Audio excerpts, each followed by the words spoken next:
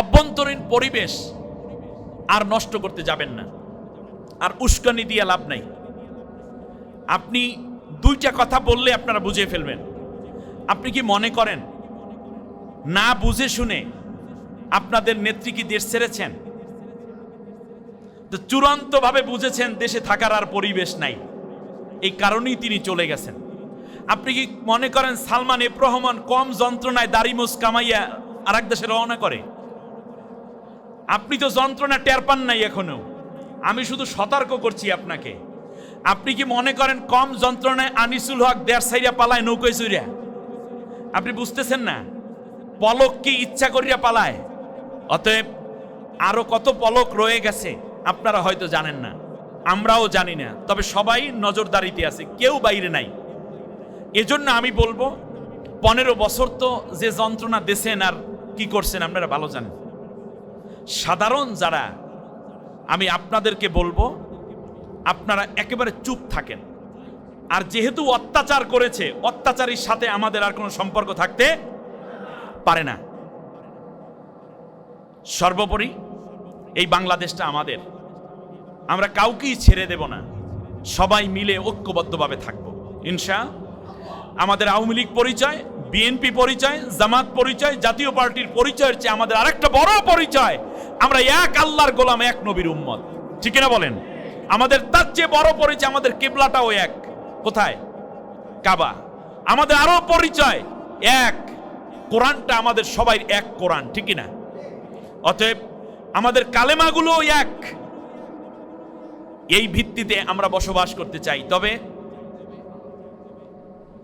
আরেকটা বিষয়, সেটা হচ্ছে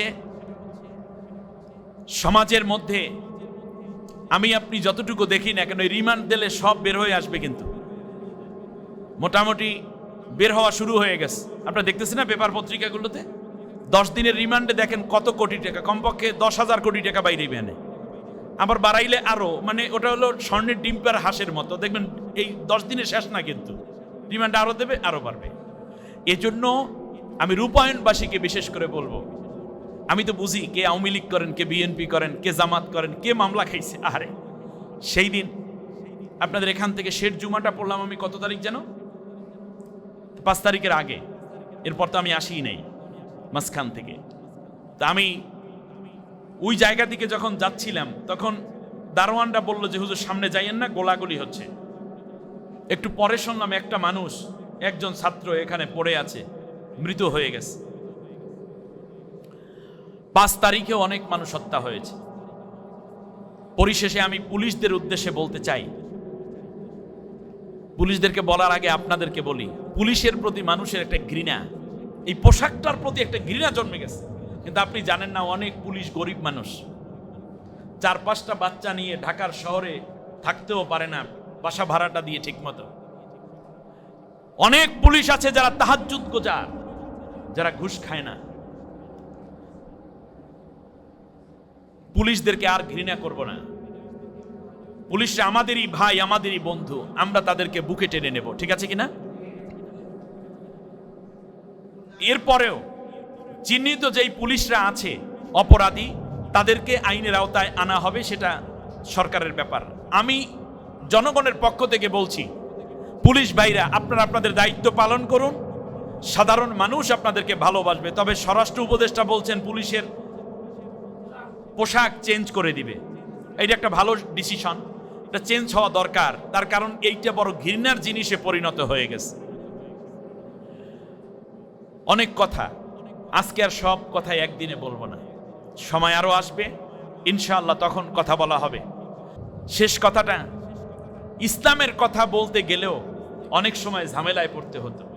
এরপরেও যে ভাইরা মানে অতি উৎসাহী হয়ে দল ক্ষমতায় থাকার কারণে অতিরঞ্জন করেছেন, বাংলাদেশের মুসলমানদের ঠোঁটটা শুকনা থাকতো। ঠিক না? খাঁটি মুসলিম হওয়া মানেই হচ্ছে একটা অপরাধী, যেন এমন একটা জায়গা থেকে আল্লাহ উত্তরণ করেছেন। আলহামদুলিল্লাহ বলেন, আর একটু জোরে বলেন আলহামদুলিল্লাহ। হুজুরের গাড়ি মানে সবচেয়ে বড় সমস্যার গাড়ি, এটা আছে, ওটা আছে, এটা আছে। এখন পুলিশেরা সেলিউট দেয়, হুজুর আপনি, হুজুর আছে না, ছাইরা দাও। আমরা তো আর কিছু চাই নাই, আমরা এই সম্মানটুকুই চেয়েছিলাম, ঠিক কিনা বলেন? মুসলমানরা আজকে সম্মানিত, আওয়াজ মুখরিত করে জোরে একবার বলেন আলহামদুলিল্লাহ। এখন এই দেশটা আমাদের গড়তে হবে, সুন্দর করে স্যাক্রিফাইসের মাধ্যমে গড়ে তুলতে হবে। ষড়যন্ত্র করবেন না, যারা ষড়যন্ত্রকারী তারা চলে গেছে। আপনি ষড়যন্ত্র করে আর গোলা পানিতে মাছ শিকারের চেষ্টা করবেন না। আশা করি সবকিছু মিলিয়ে আমরা একটি ভালো জায়গার দিকে যাচ্ছি, আল্লাহ তাআলা কবুল করুন। সবাই বলেন আমিন, আরো জোরে বলেন আমিন। এই ভালো জায়গায় যাওয়ার জন্য আমাদের ভালো মানুষ হতে হবে। আপনি দেখুন, আমাদের পরে স্বাধীন হওয়া মালয়েশিয়া, সিঙ্গাপুর, কানাডা, এই রাষ্ট্রগুলো তো আমাদের অনেক পরে তারা হাল ধরেছে। সৎ নেতৃত্ব, যোগ্য কর্মদক্ষ সরকার না হওয়ার কারণে আমাদের অবস্থাটা খারাপ হয়ে গেছে। আমরা এখন থেকে চেষ্টা করলে আমাদের পরবর্তী প্রজন্মের জন্য আমরা ভালো একটি বাংলাদেশ দিয়ে যেতে পারবো, ঠিক না? আমার ছাত্র ভাইদেরকে আবারও ধন্যবাদ জানাই। তোমরা যা পেরেছ, 15 বছরে বাংলাদেশের বড় বড় রাজনৈতিক দল এবং নেতারাও পারে নাই। তোমাদের জন্য কলিজা থেকে দোয়া।